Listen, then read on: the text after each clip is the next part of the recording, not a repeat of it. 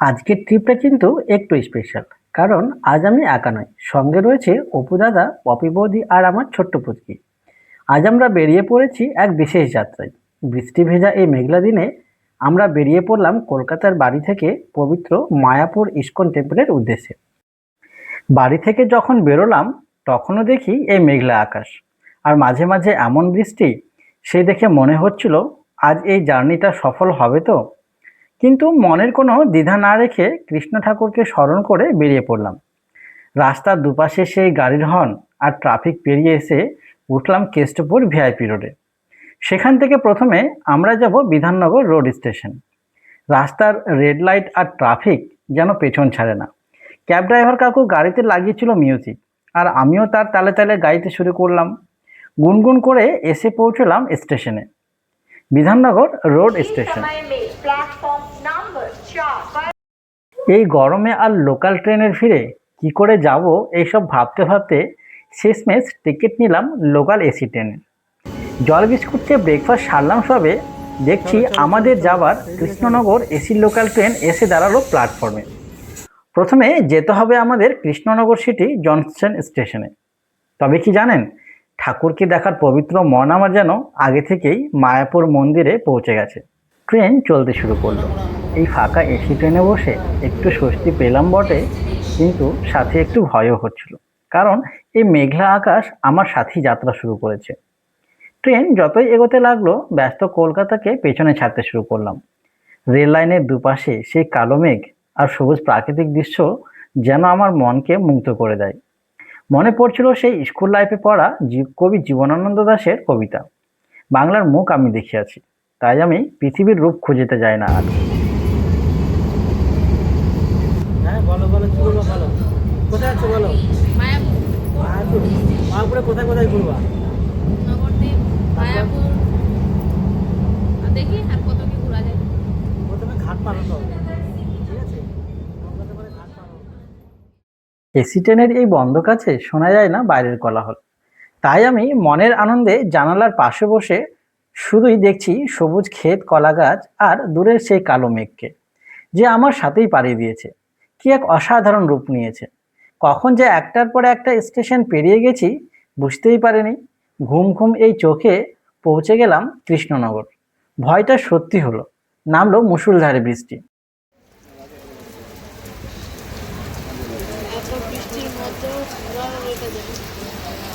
কাকা বৃষ্টি সকাল থেকে হচ্ছে না? এখান থেকেই টোটোয় চেপে আমাদের যেতে হবে প্রায় 30 মিনিট পথ। মাঝে এমন বৃষ্টি যেন কোথাও আমাদের আশ্রয় নিতেই হবে। টোটোর কাকু দুপাশে পর্দা টেনে দিয়ে কোথাও না দাঁড়িয়ে ভেজা রাস্তায় চলতে লাগলাম। পৌঁছালাম সৌরভগঞ্জ হুল্লোড় ঘাট। এইখান থেকে আমাদের নৌকোয় চেপে যেতে হবে ওই পারে। টিকিট নিলাম, সাথে দাদা, বৌদি আর এই পুচকি। এসে চাপলাম নৌকোয়। আনন্দে মনটা নেচে উঠল।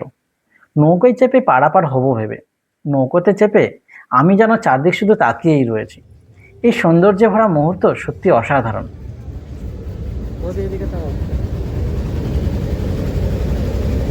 এর আগে আমি নৌকোয় চেপেছি সেই ছোট্টবেলায়। মামার বাড়ি যাওয়ার জন্য নৌকোয় চেপে পারাপার হতে হতো। যাক, সে কথা আজ স্মৃতির পাতায়। নদীর জলে নৌকোয় চেপে ভাসতে ভাসতে ছুটে চলেছি এক প্রান্ত থেকে অন্য প্রান্তে। নদীর এই শান্ত জল, চারিদিকের সেই সুন্দর দৃশ্য মনটাকে আরো আনন্দ করে তোলে।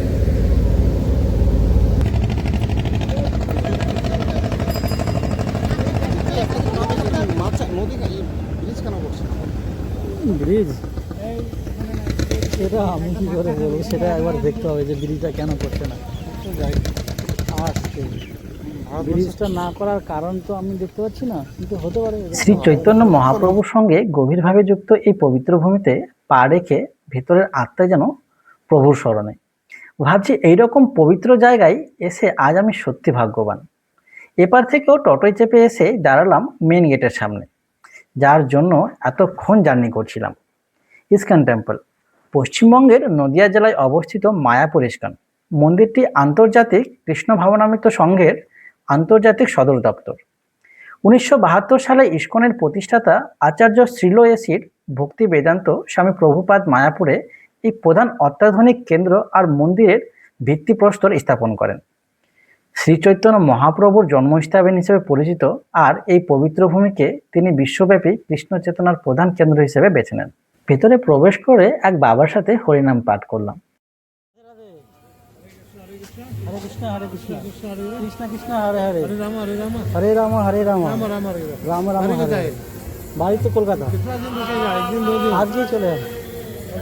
মনে হলো ঠাকুর যেন সবকিছু এমনভাবে সাজিয়ে রেখেছে যার কোনো ত্রুটি মাত্র নেই। রাধা কৃষ্ণের একসাথে যুগল মিলন দেখলাম সামনে দাঁড়িয়ে। ঠাকুর যেন আমার দিকেই তাকিয়ে।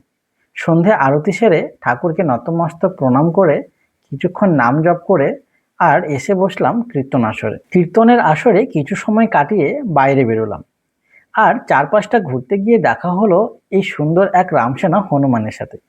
কি যে আনন্দ হচ্ছিল! শ্রী হরি যেন আমার সাথেই সময় কাটাচ্ছে। এই সব দেখে কত কিছুই না ভাবতে ভালো লাগে। আমি যেন জেগে জেগে স্বপ্ন দেখছি। যাক, প্রসাদের কুপন নিয়ে এগিয়ে গেলাম দাদা বৌদি আর পুচকি মিলে প্রসাদ গ্রহণ করার জন্য।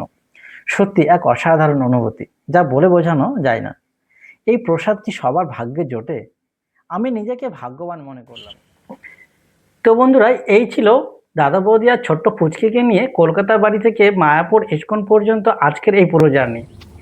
ট্রেনে জানালার বাইরের দৃশ্য আর মেঘভাঙা বৃষ্টি থেকে শুরু করে মায়াপুরে পৌঁছানো, মন্দিরের এই সুন্দর পরিবেশ, সব কিছু মিলিয়ে আজকের ব্লগে পেয়েছি এক অন্যরকম শান্তি। আর শেষ করলাম আজকের এই জার্নি। আপনি যদি শেষ পর্যন্ত দেখছেন, একটা লাইক অবশ্যই করবেন। ভিডিওটি ভালো লাগলে কমেন্টে জানান আর সাবস্ক্রাইব করে সাথে থাকুন এরকম আরও সুন্দর মুহূর্ত দেখার জন্য। ধন্যবাদ।